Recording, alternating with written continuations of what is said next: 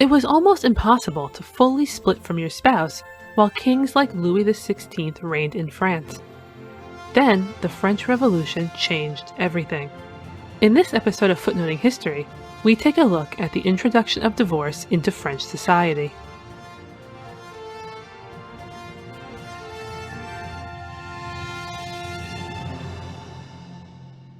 Hey everyone, Christine here, with a new entry into our Revolutionary France series. Today I'm going to look at a legal change that had widespread repercussions for the people of France: the introduction of divorce. In the modern day, in many places, it's hard to imagine divorce not existing, so I like the idea of looking back at a time when it was new.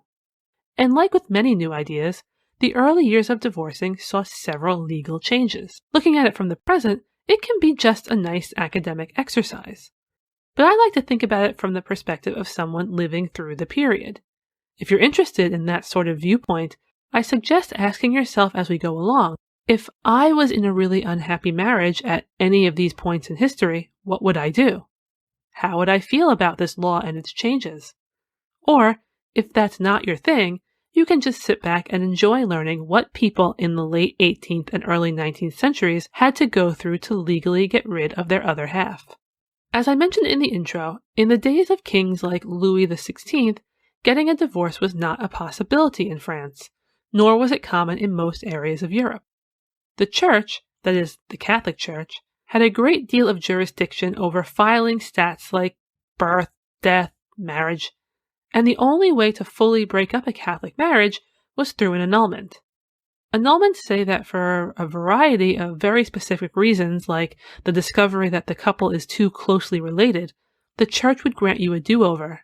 The marriage is voided, and it's treated like you were never married at all. This was an expensive and tedious process that not many people were able to or wanted to use. As far as non-religious ways to end a marriage, there was no way to truly do it without becoming a widow or widower. Not that I'm suggesting anyone should murder anybody else here, I'm just stating a fact. This doesn't mean that all marriages were happy or that all couples stayed together. It just means that if the couple hated each other and hadn't lived together or spoken in years, they were still technically married. There were then, just as now, couples that stayed married in the eyes of the law or church, but who lived completely separate lives. If, however, a couple sought to have the government recognize that their marriage wasn't working out, the main recourse was a legal separation. But these didn't happen all that often. A separation allowed spouses to live their own lives, physically away from their husband or wife, but again, they were still technically married. This was important because it meant that there was always a chance a subject could come up where the wife still was subject to her husband's judgment, even if she hadn't lived with him for ages, and neither spouse was able to remarry. It was like you were allowed to get to the finish line, but prevented from crossing over it. Then, the French Revolution happened, and the revolutionaries had very different ideas about the way to run the country, ones that revolved around fixing much of what they felt was broken about France, from the monarchy and religion to education and family structure.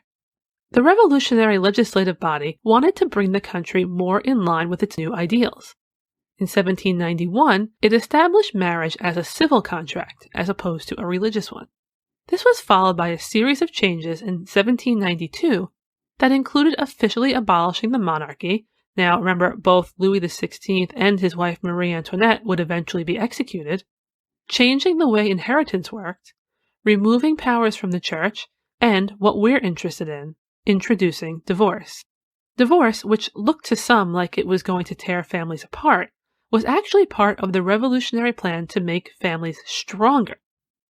The revolutionaries saw families as the bedrock of their new monarchless republican world, and they wanted to foster the creation of happy, patriotic mothers, fathers, and children to support the new order and ensure its bright future. They didn't think that forcing people to stay in unhappy marriages was the way to do it. So when the government took over the official registration of events like births, marriages, and deaths from the church, they also granted people the ability to leave their marriages. By doing this, they believed that people would be more likely to find a new husband or wife who made their heart truly sing. Then these happier marriages would produce more children, and those children would be happy because their parents were happy. and everyone would be walking around France incredibly proud of their country and filled with respect and embracing all the virtues the government wanted them to. Sounds wonderful, doesn't it? If you were looking to get out of your marriage, I don't really know that you cared about the ideology behind it, but you were no doubt grateful that a hitherto almost unheard of opportunity to be free landed in your lap. So how then did someone go about getting one of these divorces? Under the 1792 law, the ways to qualify for a divorce were pretty broad, and both men and women could file for them. Divorcing replaced separation, so couples were either all in or all out. But if they had a separation from any point before the 1792 law was put in place, all they had to do was show proof of it, and it was converted to a divorce easily, so that was probably very nice for a lot of people. If the husband and wife both wanted to end the marriage, they could file for divorce by mutual consent. If one wanted a divorce and the other didn't, the spouse who wanted out could file for a divorce based on incompatibility. In both cases, while no real reasons were needed to be given to get the divorce, there was a hurdle: the family assembly. Before the government would grant a divorce decree, the couple had to meet with a group of family members, or friends or associates, depending on who was available. The family assembly then had the task of trying to convince the couple to stay together. I mean, as much as this was serious business, I can't help but think it would be a wonderful setting for a period comedy or drama, right? Anyway, if the group was unable to convince the couple to remain married, they signed a paper saying so, and it was presented to the registrar who gave them their decree of divorce. The mutual consent couples only had to meet with the family assembly once, but the incompatibility couples had a longer road. They had to do it 3 times in a span of 6 months. That's a lot of attempted family interventions. If the spouse desiring the divorce didn't give in and change their mind, the same process occurred with bringing a signed statement of non-conciliation to the registrar. Given that divorce wasn't an option at all before, 6-ish months to finish the process might not have been so bad. We may think that little is special about this, but these 2 types of divorcing were controversial because they required no placement of fault on one of the members of the couple. You could simply divorce because you wanted to, without either person being shown to have caused it. This could still mean, of course, that even when one of the couple had done something to cause a divorce, they secretly agreed to split up using mutual consent or incompatibility just to save face and avoid everyone finding out their behind-the-scenes drama. But sometimes a mutual consent or incompatibility divorce either wasn't possible or wasn't desirable, so the government allowed for that too. A married person could also file for divorce from their spouse on several specific grounds. These included, and here's the list: dementia or madness of one of the spouses, one of them having known dissolute morals, violence or ill treatment by one toward the other, one of the spouses being convicted of criminal activity and condemned to serious punishment, and one half of the couple leaving, categorized under things like desertion for the last 2 years, emigration to another country, or absence of one of them without news for at least 5 years. One little blip here is that a few years after the 1792 law, another ground for divorce was added to that category of somebody leaving. You could divorce if you were apart from your spouse for 6 months. Quickly, though, it became clear this was a step too far in terms of making divorces easy. Soldiers on campaign or people working on ships might be away for that long for their job and then come home and find themselves single. So that option was short-lived. It was suppressed after only 15 months. In cases where one of the spouses was no longer physically present, witnesses had to sign a statement certifying that this was the case. Similarly, in the case of criminal condemnation, documentation could be provided from the authorities. But not every ground was so clear-cut, and those cases need to go to court, but not really court like we think of it today. In 1790, family tribunals had been created as a means of handling family issues without going to the courts proper. Opposing sides in the case, so that's the couple that's splitting up, each picked arbitrators from their circle of family and friends, and they would get together and examine the situation and decide how things should go. If they were unable to sort it out, there was another arbitrator who came in to act as a tiebreaker. The goal of this was to make the process easier and foster discussion, respect over nasty legal battles, and keep the costs down, therefore increasing accessibility. The only problem was that as time went on, People got smarter about it and began to make sure the relatives or friends they chose had legal backgrounds. Sometimes they even hired lawyers to act as their friends. It's not likely that many of these tribunals resulted in the couple staying together, and they were stopped in 1796. I should divert for a second to say that a legal split wasn't always cut and dry. Couples regularly had a lot tied in together. So divorce negotiations did include topics like seeking alimony, the splitting up of physical items, usually with the wife seeking to take out of the marriage what she brought into it, and custody arrangements for children. Typically, the mother was given custody of all the girls, and the boys until they reached age 7, at which time the boys were given to their fathers. That said, in this period, the laws were such that almost anyone could find a way where their situation qualified for a divorce. That doesn't mean that the laws were perfect or even always fair. For example, a woman filing for divorce had to do so in the place of her husband's residence. How, tell me, were you supposed to do that when he deserted you and you didn't know where he was? Quirks like that in the divorce laws, though, didn't seem to stop people from obtaining them. Estimates suggest that anywhere between 38,000 and 50,000 couples divorced between 1792 and 1803 in France. There was a flood of them at the start as people sought to convert their pre-existing separations to divorces, but eventually numbers stabilized. Also, divorce rates were higher in urban areas, where increased exposure to politics could lead to, therefore, a knowledge of the laws being changed that might not have reached elsewhere. Plus, potential divorcees were more likely to have support from family or friends nearby in urban regions. Speaking of law changes, did you notice how the number of divorces I cited was from 1792 to 1803? Well, there's a reason for that. The revolutionary government that introduced divorce was gone by the late 1790s.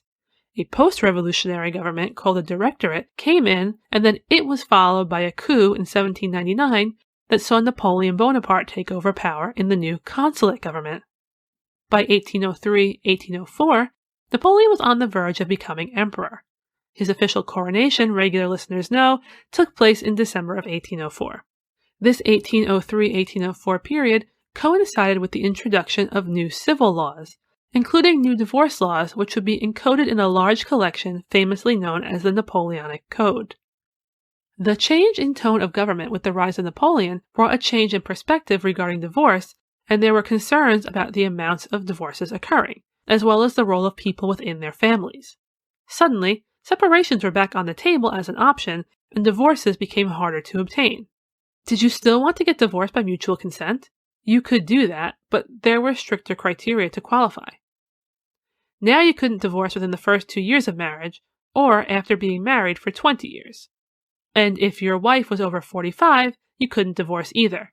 This last criteria particularly helped prevent women from being tossed aside for newer models when they were no longer fresh and young. The list of acceptable grounds for non-mutual consent divorce changed too, and it was severely cut down. Conviction for a serious crime with punishment was still there, as was cruelty or brutality. Adultery was now specifically named as a grounds for divorce, but it was only an option in a very specific kind of case. If a woman committed adultery, her husband could divorce her. If the husband committed adultery, the wife couldn't cite that as a reason for divorce unless he brought the person he had the affair with into the family home. See how this list is a lot shorter than the list of ways to qualify for divorce in the earlier period? Further, following a divorce under the 1792 law, sometimes couples would get back together and remarry. Not anymore. Once you divorce someone now, you could no longer remarry them, so you better be sure you wanted it. Plus, and this one I find particularly interesting, if a couple used the new adultery grounds to get their divorce, and the person the adulterer had the affair with was named in the case, the adulterer could never marry that person. So if you got caught having an affair, you better hope it was with someone you never want to make your wife or husband. Divorces under Napoleonic law put the emphasis back on there being a fault in the marriage as opposed to just a decision to not be together, and the process was made longer and more expensive. Although divorces continued, and you may recall from other episodes I did that Napoleon himself famously divorced Josephine, the numbers of them took a deep dive like the legislators hoped. Though when Napoleon's regime became unstable, the numbers ticked up again a bit, just as they did right before he became emperor. Well, why? This could have been because the change in the wind made people worry that the opportunity to divorce, or their specific ability to qualify for one, might soon be gone. And they were right both times. We just established that Napoleon made divorce harder, but what happened when he was gone? When Napoleon was overthrown in 1815, the government again changed significantly. The country returned to a monarchy under King Louis XVIII, that's the brother of Louis XVI, who had been executed during the Revolution. The following year, divorce was outlawed. Once again, your only civil option was to file for a separation. And, in a term that was no doubt incredibly frustrating for some, the terms to get a separation were eerily similar to the Napoleonic terms for getting a divorce, but without the benefit of full marriage termination. Anyone who had been on the fence about a divorce before the law change and not opted to go for it hopefully made the right choice because now they were stuck. And things didn't change anytime soon. In the 1830s, 1840s, and 1870s, movements to bring back divorce failed. It wasn't until the 1880s that divorce returned, when both French monarchies and empires were gone and the country was in another republic. The push for this was spearheaded by a politician named Alfred Naquet. His plan went through several incarnations before it was passed. It initially resembled the broad divorces of the French Revolution, but ultimately looked more like the divorces allowed in the Napoleonic Code, though there were differences. For example, now a man didn't need to bring the person he was having the affair with into the marital home in order for his wife to file for divorce based on adultery. Interestingly, although Naquet and his own wife Estelle had separated many years ago, when divorce was legalized in 1884, they never took advantage of it. Nevertheless, Naquet's divorce law influenced the termination of marriages in France for almost 100 years, by which time divorce was more common around the rest of Europe. So, dear listeners, now that you've heard all the ins and outs of getting a divorce over the course of France's revolutionary period, I must ask you, how do you think you would have felt if you wanted a divorce? Would you have used mutual consent to keep your scandals hidden? Would you have negotiated with your wrong spouse to keep your lover's name out of the paperwork so you could marry them when the divorce was final?